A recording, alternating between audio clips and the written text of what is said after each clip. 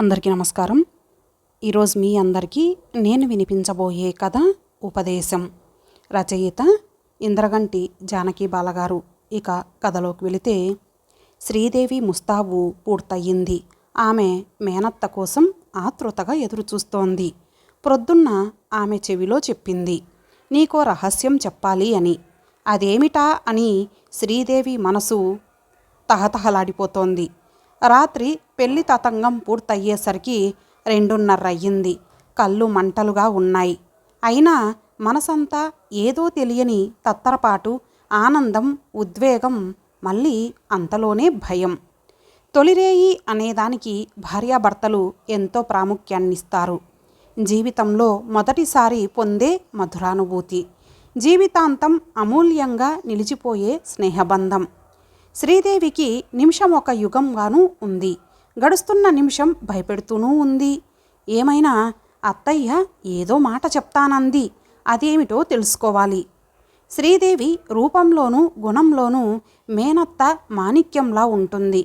అందమైన రూపమైన, విపరీతమైన గడుసుతనం, జానతనం ఆమె సొత్తు. అందుకే ఆ మేనగోడలంటే మాణిక్యానికి కూడా ఎనలేని ప్రేమ, ఇష్టం. ఇద్దరి ఆలోచన ధోరణి ఒకే మాదిరిగా ఉంటుంది. నిజానికి శ్రీదేవికి తల్లి మెతకదనం, మొహమాటం ఏమాత్రం నచ్చవు. చికాకు పడుతూ ఉంటుంది తల్లి మీద తరచు.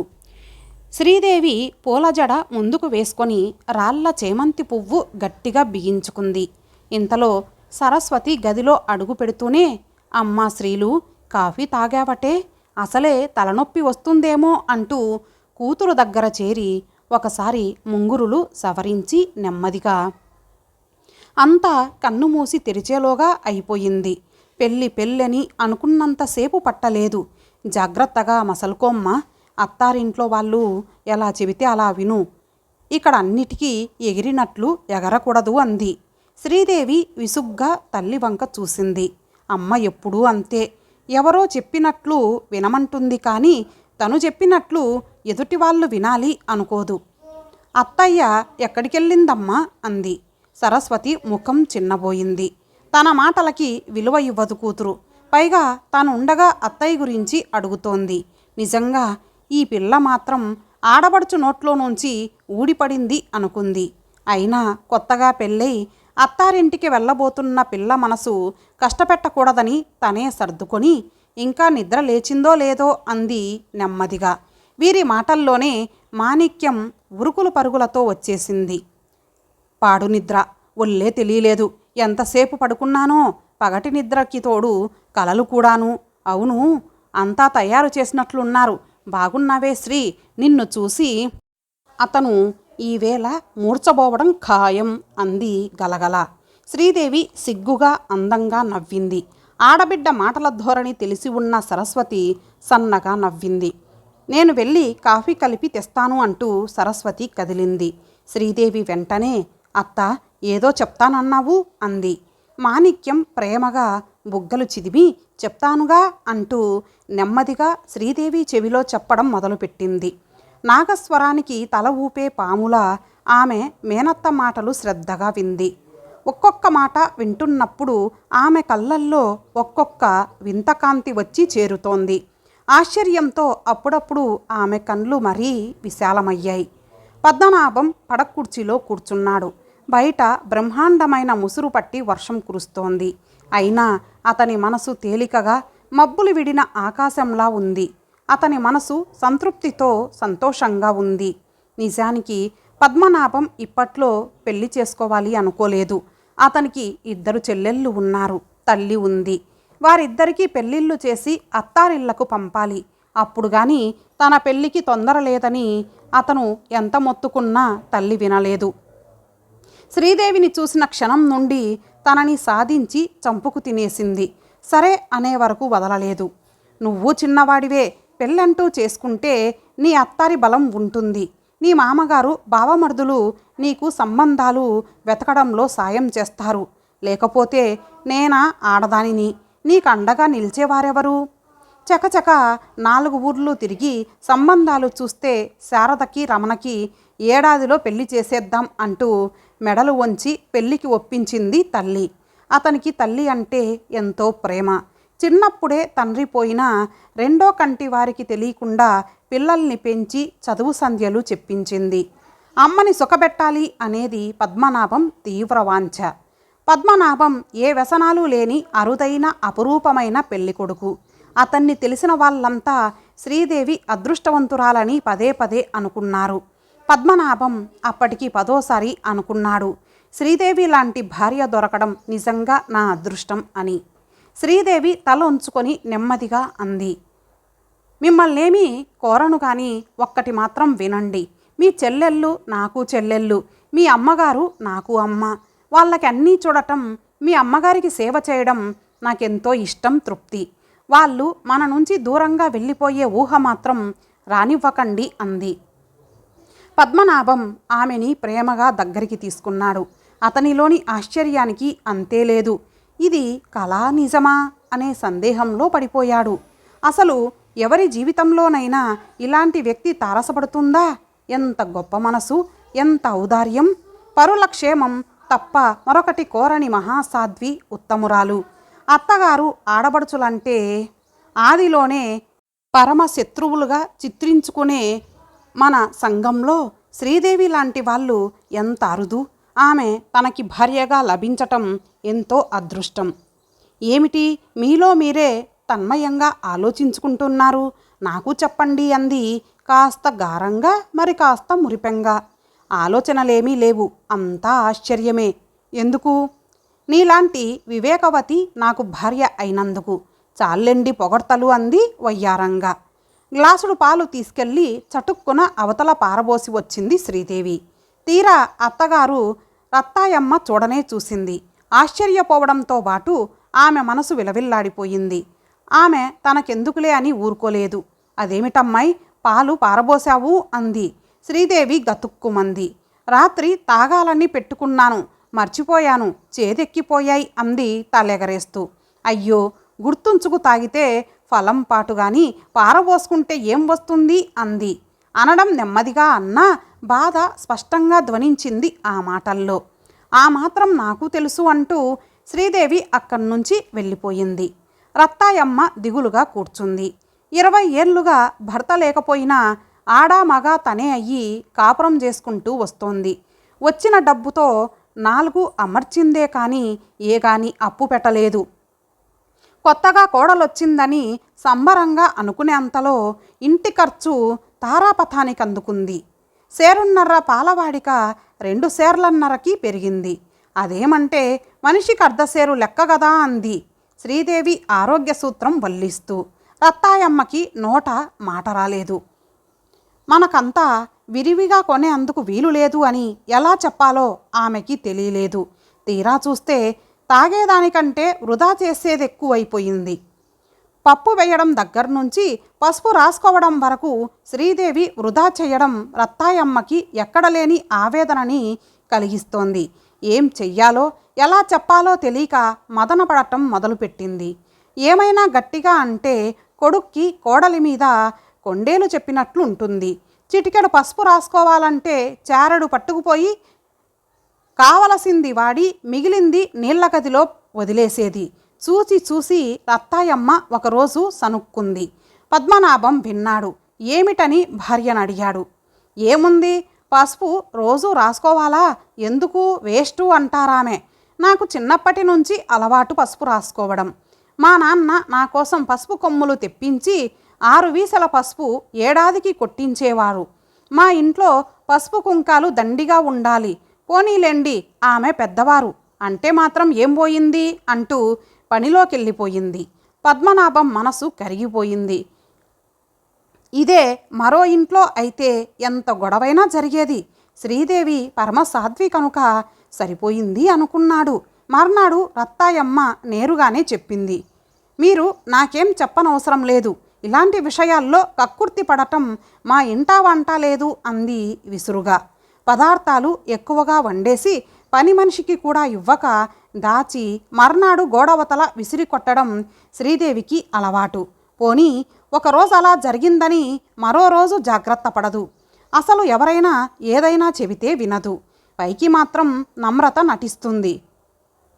నెల్లాళ్ళకని తెచ్చిన సరుకులు 20 రోజులకే అయిపోయాయి. రత్తాయమ్మ ఎటూ చెప్పలేక నెమ్మదిగా అంది. పొదుపుగా చేసుకోవాలి వంటలు. సరుకుల ధరలు ఆకాశానికి అంటుతున్నాయి అంది. వెంటనే పద్మనాభం అందుకున్నాడు. తనకి భారీగా చేయడం అలవాటు. వాళ్ళింట్లో చిన్నప్పటి నుంచి నలుగురు వచ్చిపోయే అలవాటు. అందుకని అందరికీ అన్నీ సుష్టుగా ఉండాలని తాపత్రయపడుతుంది. అందరం కమ్మగా తింటూనే ఉన్నాంగా, వేస్ట్ ఏం చేయడం లేదు కదా అంటూ తేల్చాడు. రత్తాయమ్మతో పాటు అతని చెల్లెళ్ళు శారదా రమణి కూడా ఆశ్చర్యపోయారు. ఆ క్షణంలో శ్రీదేవి ముఖంలో ఆమె గెలుపు తాలూకు గర్వపు రేఖ తొణికిసలాడటం అందర్నీ చకితుల్ని చేసింది. రమణికి శారదకి మంచి సంబంధాలు చూడండి. ఇదిగో కాస్త కట్నం ఎక్కువైనా సరే కక్కుర్తి పడి హోదా తగ్గే పని చెయ్యకండి. ఎక్కడైనా డబ్బు తేలేకపోము. అంతగా కావాలంటే నా నగలు బ్యాంకులో పెట్టి అప్పు తెద్దాం అంది శ్రీదేవి ఆవేశంగా. పద్మనాభం ఆరాధనగా భార్య వంక చూస్తూ ఉండిపోయాడు. ఆమె ఇంత త్యాగశీలతతో మాట్లాడుతుంటే తన తల్లి చెల్లెళ్ళు సరిగ్గా ప్రతిస్పందించటం లేదు అనిపించింది అతనికి. శ్రీదేవిలోని ఉత్తమ సంస్కారం అత్తగారిని తల్లిగా భావించినా సనాతనవంతురాలైన తన తల్లి మాత్రం శ్రీదేవిని కోడలుగానే చూస్తోంది అనిపించింది అతనికి. ఆ రోజు నిద్రలేస్తూనే గుమ్మంలో రిక్షా ఆగడం చూసి అందులోంచి దిగుతున్న కామాక్షిని చూసి ఆనందంతో పరిగెత్తుకెళ్ళి లోపలికి ఆహ్వానించింది శ్రీదేవి. కామాక్షి శ్రీదేవికి పిన్ని కూతురు. పెళ్ళికి రాలేదని ఇప్పుడు తిరుపతి వెళ్తూ చూసిపోదామని మధ్యలో దిగింది. ఇంకా శ్రీదేవి హడావిడికి హద్దే లేకుండా పోయింది. కూరెలు, పులిహోర, 2 కూరలు, పప్పు, పులుసు, 2 పచ్చళ్ళు చేసింది. ఎందుకే ఇంత హైరానా అంటూ కామాక్షి సాగదీసింది. నువ్వు నా పెళ్ళికి రాలేదుగా, అందుకని అవన్నీ ఇప్పుడు చేస్తున్నా అంది ఖుషీగా. శారద రమణి స్కూళ్లకు వెళ్ళిపోయారు. రత్తాయమ్మ వంట దగ్గర కూర్చుంది. ఎంతెంత చెయ్యాలో శ్రీదేవి చెప్పింది. రత్తాయమ్మ మెత్తగా అంది. నీకెందుకమ్మాయి, నేను అన్నీ కమ్మగా చేసి వడ్డిస్తానుగా, నువ్వు ఆమెతో కబుర్లు చెప్పుకుంటూ కూర్చో అంది. ఇంతలో పద్మనాభం ఎలా గ్రహించాడో, అమ్మ అది చెప్పినట్లు చెయ్యి, దానికన్నీ బాగా తెలుసు అన్నాడు. రత్తాయమ్మ మరి ఇక మాట్లాడలేదు. అవమానంగా అనిపించిందామెకి. ఆమెకన్నీ తెలుసని తన కొడుకు నమ్మకం. ఇన్నేళ్ల జీవితంలో తను ఎందరొస్తే ఎలా చెయ్యాలో తెలియకుండానే ఉందా అని పౌరుషపడి ఊరుకుండిపోయింది. ఊహించినట్లుగా భోజనాలు అయ్యేసరికి పదార్థాలు చాలా మిగిలిపోయాయి. రత్తాయమ్మ ఊరుకోలేదు. అమ్మాయి నువ్వు చెబితే వినవు చూడు, ఇంత పదార్థం మిగిలితే ఏం చేసుకుంటాము అంది నిష్ఠూరంగా. ఇంకా శారదా రమణి భోజనం చేయలేదుగా అంది. 2 పిల్లలు తింటే మాత్రం ఇంత తింటారా అంది రత్తాయమ్మ ఒళ్ళు మంటగా. ఏమో బాబు, మా వాళ్ళు వస్తే మీకింత కంటగింపుగా ఉంటుందని తెలీదు, తెలిస్తే గుమ్మంలో నుంచే పంపేద్దును అంటూ రుసరుసా వెళ్ళిపోయింది. రత్తాయమ్మ నిర్ఘాంతపోయింది. మధ్యాహ్నం 3 గంటలకి భార్యాభర్తలు బజార్కెళ్ళి కామాక్షి కోసం చీర కొని పట్టుకొచ్చారు. అత్తయ్య ఇదిగో మా కామాక్షికి పెట్టడానికి చీర తెచ్చామంటూ చూపించింది. చాలా బాగుందమ్మా, ఎంతేమిటి అంది రత్తాయమ్మ. 250 గర్వంగా చెప్పింది శ్రీదేవి. రత్తాయమ్మ మరేం మాట్లాడలేదు. కానీ ఆమె ముఖంలో మారిన రంగులు చూసి నిర్లక్ష్యంగా ఓ నవ్వు విసిరి వెళ్ళిపోయింది శ్రీదేవి. మధ్యదారిలో చంటిపిల్ల ఏడుస్తుందేమోనని కామాక్షి వద్దంటున్నా వినకుండా హార్లిక్స్ సీసా కామాక్షి బుట్టలో సర్దేసింది. శ్రీదేవిలో ఉన్న బడాయికి డావుసరికి శారద రమణి చిరాకు పడినా పెదవి విప్పలేదు. మర్నాడు పద్మనాభం ఆఫీస్కెళ్ళిపోయాక రత్తాయమ్మ కోడల్ని నిలేసింది. అవును, నీ తోడబుట్టిన చెల్లెలు కాదు కదా, ఏమిటా పెట్టుపోతలు, ఇలా వందలు చీరలు పెడితే 3వ నాటికి సంసారం ఒక కొలిక్కి వస్తుంది. 250 రూపాయలు చీర పెడితేనే ప్రేమ ఉన్నట్లా? 60-70లలో చక్కటి చీరలు వస్తున్నాయి. అలాంటిదొకటి పెడితే పరువుగానూ ఉంటుంది, మనకి బరువుగా ఉండదు అంది. అత్తగారి మాట పూర్తయ్యే లోపులోనే శ్రీదేవి కందగడ్డలా ముఖం చేసుకొని, ఇదిగో చూడండి, మీకు 50 రూపాయలు చాలు అనిపిస్తే నాకు 200 కానీ చాలదనిపిస్తుంది. మా ఇంటి ఆచారం అది. మా ఇంటికి ఎవరైనా భోజనానికి వచ్చినా బొట్టు పెట్టి చీర పెట్టడం ఆనవాయితీ. మాకిలా పైసా పైసాకి చూసుకోవడం ఇంటా వంటా లేదు. నాకు సొంత చెల్లెళ్ళు కాదన్నారు. ఏదైనా అనుకోవడంలో ఉంటుంది. మీకు రమణి శారద ఎంతో, నాకు కామాక్షి అంత తెలిసిందా? అయినా నా మొగుడు కష్టపడి సంపాదించింది నేను ఖర్చు పెడుతున్నాను. మీకెందుకు బాధ? ఇంకెప్పుడు నా విషయాలు, నా ఖర్చులు అడగకండి. మీకేదైనా కావాలంటే అడగండి. ఎంత ఖరీదైనా కొని పారేస్తాను అంటూ విసురుగా చెప్పి తన గదిలోకి వెళ్ళిపోయింది. శ్రీదేవి మాటలకు రత్తాయమ్మ తల్లడిల్లిపోయింది. తను చెప్పిన దానిలో తప్పేముందో ఆమెకు అర్థం కాలేదు. జాగ్రత్తగా పొదుపుగా ఉండు అని చెప్పడం ఇంత తప్ప అని వెలవిల్లాడిపోయింది. కన్న కొడుకు దగ్గర తన బాధ చెప్పుకునే అవకాశం కూడా లేదే అని మరీ బాధపడిపోయింది. పెళ్ళి వద్దుగాక వద్దన్న వాడికి ఇప్పుడు పెళ్ళామెలా బెల్లమైపోయిందా అని ఆశ్చర్యపోయింది. ఆవేదన పడిపోయింది. శారద, రమణి తల్లినే మందలించారు. వాళ్ళ ఇష్టం. అన్నయ్యకి నచ్చినప్పుడు మధ్యలో నీకెందుకు అన్నారు. ఆ రోజు ఇంటికొస్తూనే పద్మనాభం వాతావరణం పసిగట్టాడు. వెంటనే శ్రీదేవిని అడిగాడు ఏమిటని. ఆమె కళ్ళనీళ్ల పర్యంతమై చెప్పింది. అంత ఖరీదు చీరెందుకు కొన్నావు? నీ తాతగారి సొమ్ము దాచిపెట్టావా? నువ్వు తెచ్చిన ఆస్తిపాస్తులు మిగిలిపోతాయని భయమా? ఉన్నదంతా మీ వాళ్ళకి దోచిపెట్టేస్తే రేపు మేమంతా చిప్పాకర్ర పుచ్చుకోవాలి. ఆడబడుచుల ముఖాన కూడా ఇంత ఖరీదు చీరలు మీరు పెట్టారా అంటూ గంటసేపు నన్ను నానా మాటలు అని దులిపేశారు. నేను తట్టుకోలేకపోయాను. నేను ఒక్క మాట కూడా మాట్లాడలేదు. అయినా నా అహం దెబ్బతింది. అందుకే ఒకే ఒక మాట అన్నాను. మా ఆయన సంపాదన నా ఇష్టం అని చెప్పడం పూర్తి చేసి శ్రీదేవి కళ్ళు దుడుచుకుంది. పద్మనాభం ఓ క్షణం నిశ్శబ్దంగా ఉండిపోయాడు. అలా అనటం తప్పైతే క్షమించండి అంది ముక్తాయింపుగా.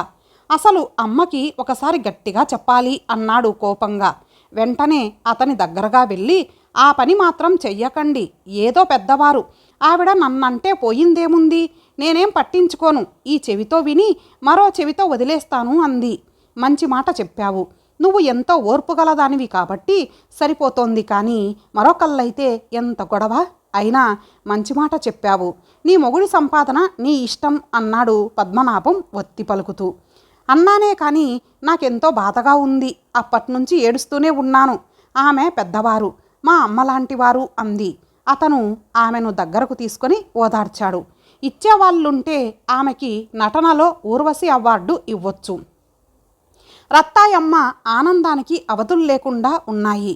అనుకోకుండా శారదకి పెళ్లి సంబంధం కుదరటమే కాకుండా ఎంతో తక్కువ శ్రమతో రమణికి కూడా సంబంధం కుదిరింది. శారదకి కట్నం లేకుండా రమణికి 10,000 లాంఛనాల నిమిత్తం అడిగారు. ఇది కళ నిజమా అని రత్తాయమ్మ కలవరపడిపోతోంది. శ్రీదేవి అవకాశం జారవిడుచుకోకుండా చెప్పుకుంది. చిన్నప్పటి నుండి నా పాదం చాలా మంచిదని అందరూ అంటారు. అసలు మా నాన్న ఏ పని చేసినా ముందు నా చేతే చేయించేవారు. ఓసారి ఏం జరిగిందంటే మా ఇంటి వెనకాల వసారాలో ఓ పెద్ద సిమెంటు పొయ్యి కట్టించారు. అది ఎవరూ ప్రారంభించటానికి వీల్లేదని నా చేత వెలిగింపచేశారు మా నాన్న. అప్పట్నుంచి మా ఇంటికి ఎవరో ఒకరు వస్తూనే ఉండేవారు. రోజుకి 4-5 అతిథులు. ఆ పొయ్యి ఎప్పుడూ వెలుగుతూనే ఉండేది అంటూ పెద్ద పెట్టున నవ్వుతూ చెప్పింది. ఆమెతో పద్మనాభం శృతి కలిపాడు. మిగిలిన వాళ్ళు ముఖాన నవ్వు పులుముకొని కూర్చున్నారు. రత్తాయమ్మ మాత్రం మా తల్లే, నీ పాదం మహిమ అనుకుంది. ఆ రాత్రి భర్తతో, ఏమండి, పెళ్ళి చాలా ఘనంగా చెయ్యాలి. వాళ్ళు కట్నాలు ఆశించటం లేదు. పెళ్ళి కూడా లోభత్వంగా టూకీగా చేస్తే బాగుండదు. పైగా మనకేం లోటు? 2,000 జీతం తెచ్చుకునే మీరు 10 మందికి భోజనం పెట్టలేరా అంది. శ్రీదేవిలో ఉత్సాహం చూస్తే పద్మనాభానికి ఎంతో ముచ్చట. నీ ఇష్టం శ్రీ, నీ మాట ఎవరూ కాదనరు. అమ్మ ఏదైనా అన్నా నువ్వు పట్టించుకోకు. నీ చేతికి 20,000 ఇస్తాను, నువ్వే చెయ్యి అన్నీ అన్నాడు. అంతే, శ్రీదేవిని ఎవ్వరూ పట్టలేకపోయారు. కొన్ని అరవ సాంప్రదాయాలంది, కొన్ని కన్నడ ఆచారాలంది. ఇవన్నీ మనకెందుకు అంటే, అందంగా ఉన్నవన్నీ మనము చేసుకోవచ్చుగా, ఇవన్నీ ముచ్చట్లు అంది. ఆడపడుచుల పెళ్లి కోసం ఇలా తాపత్రయపడే మనిషిని ఎక్కడా చూడలేదు, ఉండదు అని అందరూ అనుకున్నా లేకున్నా పద్మనాభం మాత్రం పదే పదే అనుకున్నాడు. ఏదైనా ఉంటే పిల్ల చేతిలో పెడితే వాళ్ళు సంసారానికి కావలసిన సామాను కొనుక్కుంటారని రత్తాయమ్మ చెప్పినా ఆమె మాట సాగలేదు. పెళ్లికి వారం ముందుగానే మాణిక్యం దిగింది. ఎక్కువసేపు మా అత్తగారితో కబుర్లలో పడక పొదుపు సుత్తి కొడతారు అన్న మాటలు అనుకోకుండా విన్న శారద అవాక్కైపోతోంది. నోరు విప్పితే గొడవైపోతుంది, అందుకే మింగేసి ఊరుకుంది. పెళ్ళి ఘనంగా జరిగిపోయింది. ఊర్లో జనమంతా ఒళ్ళు పులిసిపోయేలా పొగిడారు. ఉన్న 20,000 కాక మరో 10,000 పైన ఖర్చయింది. పద్మనాభం 30,000 అప్పు తీర్చటానికి సంసిద్ధుడవుతూ అనుకున్నాడు. వాళ్ళు కట్నం అడగలేదు, అడిగితే ఇచ్చేవాళ్ళమే కదా, ఇచ్చి ఉంటే ఇంకా ఎక్కువే అయ్యేది. ఇంతటితో తేలడం అదృష్టం, శ్రీదేవి నేర్పుతో చేసింది కాబట్టి చక్కగా జరిగింది అనుకున్నాడు. పద్మనాభం ఉస్సూరంటూ కుర్చీలో కూర్చుండిపోయాడు. ఆఖరివాడికి మెడిసిన్లో సీటు వచ్చింది. 10,000 కట్టుకోవాలి. 50 పైబడిన పద్మనాభం దగ్గర పైసా వెనకేసి లేదు. అతనికిప్పుడు కలతగా ఉంది. శ్రీదేవి మామూలు పాటే పాడింది, నా నగలు బ్యాంకులో పెట్టి వాణ్ణి చేర్పించండి అని. ఎప్పుడూ అప్పు చేయడం, వడ్డీతో సహా దాన్ని తీర్చుకోవడంతో సరిపోతోంది అన్నాడు విసుగ్గా. భలే వారే, ఏం చేస్తాం, మధ్యతరగతి వాళ్ళం అంది. చాల్లే, మనలాంటి వాళ్ళే కాస్తో కూస్తో నిలవలేకుండా లేరు అన్నాడు బాధగా. చెల్లెళ్ళ పెళ్ళిళ్ళు ఏనాటి మాట, ఊరుకో అన్నాడు. అప్పుడు తల్లి మాటలు గుర్తుకొచ్చాయి. 100 రూపాయలు వచ్చిన నాడు 90 ఖర్చు చేస్తే వాడెప్పుడు ధనవంతుడే, 110 చేస్తే దరిద్రుడే అని ఎందుకో అది గుర్తుకొచ్చి చివుక్కుమంది. అత్తారింట్లో తన మాటే చెల్లాలి అనే పంతంతో భర్త దగ్గర తన వాళ్ళ మీద ప్రేమ కురిపించి అతన్ని తన వైపు తిప్పుకుంది మేనత్త సలహాతో. ఏం లాభం? తన ఇల్లు సర్దుకోవడంలో పెద్దవాళ్ల సలహా లేకుండా 2 ముఖాల నాటకమాడి శ్రీదేవి వరగబెట్టుకున్నది కూడా ఏమీ లేదు. ఆమె అంత నటించకుండా ఉంటే కనీసం పద్మనాభం ఆమెని సరైన మార్గంలో పెట్టేవాడేమో. కానీ ఆమె అతన్నే బుట్టలో పెట్టేసింది. శ్రీదేవికి పొదుపుకి లోభత్వానికి భేదం ఇప్పటికీ తెలీదు. ఇక ముందు తెలిసే అవకాశం కూడా లేదు. పద్మనాభానికి తెలిసినా చేయగలిగింది లేదు. ఇంతటితో ఈ కథ సమాప్తం. మరలా మరొక మంచి కథతో కలుద్దాం. అంతవరకు సెలవు. నమస్తే.